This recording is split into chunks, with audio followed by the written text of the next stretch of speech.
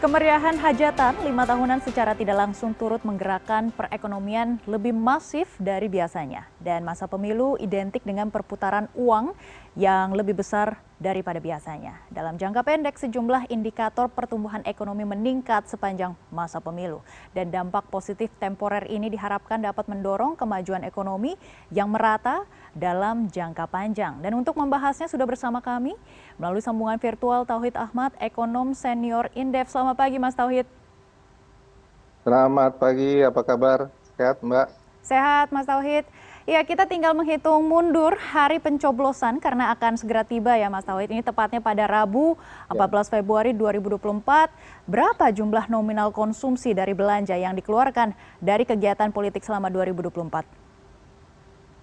Ya, saya kira setidaknya ya estimasi perputaran uang itu sekitar 180 sampai 190 triliun ya, hampir mungkin mendekati 200 triliun. Jadi lumayan besar ya, itu baik untuk katakanlah di 2024-nya ada untuk Komisi Pemilihan Umum dan Bawaslu, baik untuk pelaksanaan Pilpres dan Pileg, termasuk juga kemungkinan juga ada sedikit juga pilkada ya, yang kemungkinan juga masih akan terjadi. Tapi yang paling besar memang anggaran untuk Pilpres dan Pileg ini begitu. Nah, besarnya anggaran tersebut kalau kita bedah itu luar biasa, memang besar ya. Paling banyak itu adalah untuk sosialisasi, meeting, dan sebagainya, baik antar kandidat capres maupun pileg ya, baik provinsi, kabupaten, dan kota, maupun sosialisasi meeting antar tim di internal tim mulai tingkat desa, kecamatan, kabupaten, kota.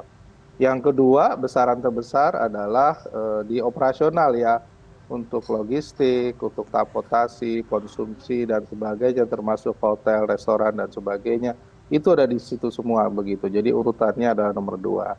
Yang ketiga adalah biaya saksi. Ini jangan lupa ya, dalam beberapa hari ini biaya saksi itu akan jauh lebih besar, dan terakhir adalah biaya kampanye. Jadi kalau kita lihat komponennya, hasil penelusuran juga dari teman-teman pelaku usaha yang juga mungkin juga terlibat dalam kegiatan-kegiatan ini, memang sosialisasi atau meeting ini yang paling banyak ya, terutama di tingkat warga dan sebagainya, para capres maupun timnya, termasuk calon legislatif, itu melakukan sosialisasi baik door to door, sampai ke level desa dan sebagainya. Itu yang memakan biaya paling banyak ya. Ya, konsumsi jelas akan jauh lebih besar pada level tersebut gitu, Mbak.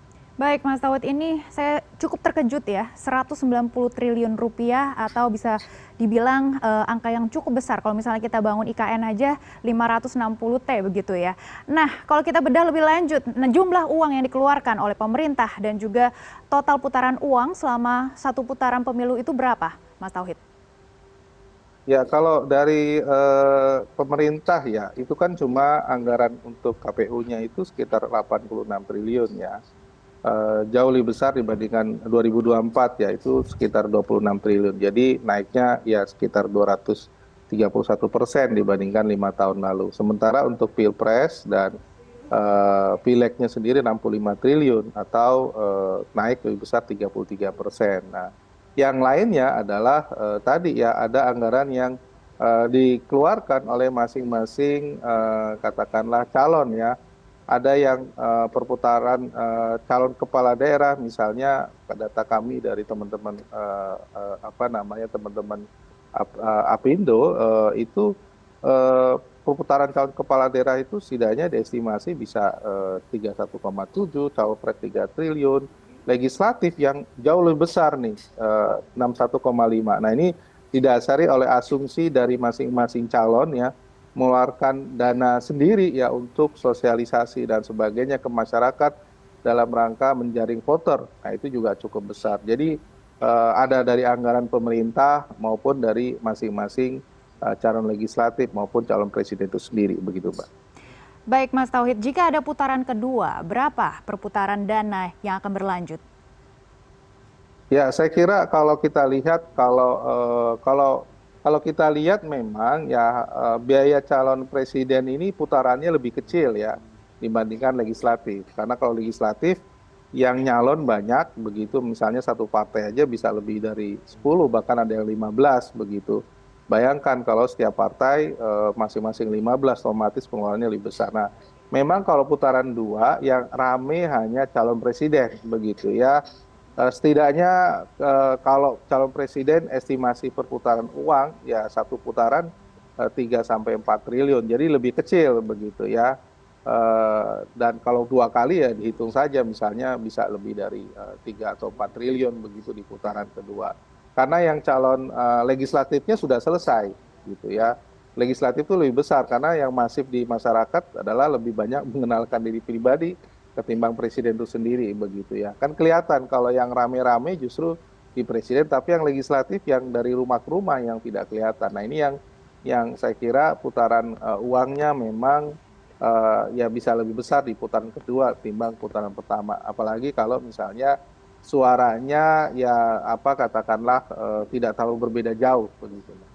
Baik, Mas Tauhid. Apakah seiring mendekati hari pencoblosan, jumlah uang yang beredar, baik itu secara kuartal dan juga tahunan juga akan meningkat? Ya, saya kira pasti meningkat ya, karena kan tadi ya spending money baik dari pemerintah maupun dari calon ya, baik capres maupun caleg itu banyak ya. Ini saya kira ya kalau prediksi dari teman-teman apa pelaku bisnis terutama Apindo ini pasti meningkatkan pertumbuhan ekonomi ya. Ya, hitungannya kami sendiri belum melakukan perhitungan, ya kurang lebih hampir 0,1 sampai 0,2% ya, percentage point terhadap PDB. Masih relatif kecil tapi positif lah terhadap apa ekonomi kita begitu ya. Dan ini pasti pengaruhnya kalau di putaran pertama ini pasti terjadi di apa namanya kuartal pertama. Nanti kuartal kedua ya ini didorong juga selain oleh apa pilpres putaran kedua juga ada momentum libur lebaran dan juga hari raya. Nah itu saya kira itu jauh lebih besar ketimbang pilpres putaran kedua. Karena tadi yang melakukan spending itu masyarakat jauh lebih banyak ketimbang capres itu sendiri. Begitu Mbak. Ya, yang melakukan spending adalah masyarakat. Dan apakah pemilu juga turut menggerakkan konsumsi masyarakat, terutama komponen lembaga non-profit yang melayani rumah tangga, atau pemilu hanya menjadi pemantik kecil bagi pertumbuhan ekonomi? Saya kira kalau dalam konteks ini, kalau konteks uangnya sendiri sebenarnya relatif kecil begitu ya. Short term pasti relatif lebih kecil ya. Saya kira ini yang kemudian apa namanya pengaruhnya ya tadi saya kehitungan 0,1, 0,2% ya dari data-data yang ada begitu. Tetapi mungkin ya yang akan punya pengaruh tentu saja jangka menengah begitu ya. Kandidat-kandidat yang dinilai oleh para investor memiliki keberpihakan kepada mereka tentu akan menarik mereka untuk menanamkan investasi jauh lebih besar begitu ya. Termasuk tadi untuk konsumsi masyarakat, apakah misalnya dari masing-masing capres seberapa jauh untuk mendorong belanja modal ataupun belanja sosial dalam tahun transisi ataupun nanti tahun-tahun berikutnya, itu yang pengaruh pertumbuhan ekonominya akan jauh lebih besar begitu Mbak. Baik Mas Tauhid, bisnis ataupun industri sektor apa saja yang melonjak karena pemilu 2024 ini? Ya, saya kira kalau lihat sektornya ada beberapa hal ya. Yang pertama tentu saja ya atribut atau merchandise pemilu itu akan luar biasa ya. Spanduk, kaos, kemarin kita sudah lihat kemana-mana ya. Kemudian juga termasuk jasa pemasaran. Yang kedua adalah makanan nih, catering, event planning, dan sebagainya. Itu akan tumbuh begitu. Baru perhotelan, transportasi. Nah, ini juga muncul ya karena banyak meeting-meeting oleh para caleg dan sebagainya. Mulai dari provinsi sampai desa, mereka membutuhkan penginapan, transportasi untuk mobilitas yang dilakukan sekarang sudah door to door ini yang sekarang dilakukan oleh para caleg ya, meskipun minggu tenang, tapi saya kira juga banyak yang bergerak dalam senyap ya agar memastikan para voter tidak berpindah ke lain nanti. Juga terkait dengan misalnya iklan, media sosial, termasuk misalnya jasa konsultasi dan sebagainya berkaitan dengan politik. Jadi Saya kira itu yang kemudian melatar belakangi ya perubahan ekonomi di tengah proses politik sekarang ini begitu. Baik, Mas Tauhid tadi sudah menyebut sekilas terkait dengan investasi dan apakah pemilu tahun ini akan berdampak pada investasi langsung karena investor justru menahan diri begitu ya, wait and see terlebih dahulu. Ya, saya kira betul ya. Kalau kita lihat lebih cenderung wait and see ya dalam banyak hal. Misalnya ya terutama yang investasinya besar. Kalau yang rutin kecil-kecil itu tetap jalan karena mereka tidak terpengaruh ya, misalnya industri makanan, minuman. Tapi misalnya di sektor mining ya, di sektor industri yang besar-besar akan sangat luar biasa besar begitu. Dan cenderung memang wait and see dan biasanya di kuartal pertama kedua agak relatif stagnan ya karena mereka masih menunggu begitu ya.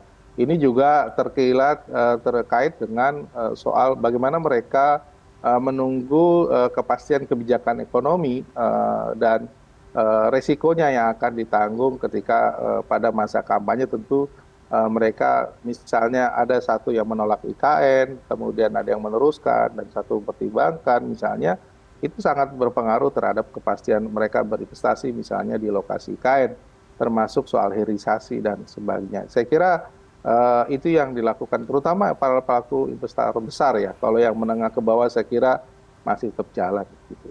Baik, Mas Tauhid, kami akan terus memantau perkembangan dampak perputaran dana di pemilu pada ekonomi Indonesia. Terima kasih sudah bergabung bersama kami di Pilihan Indonesia. Terima kasih.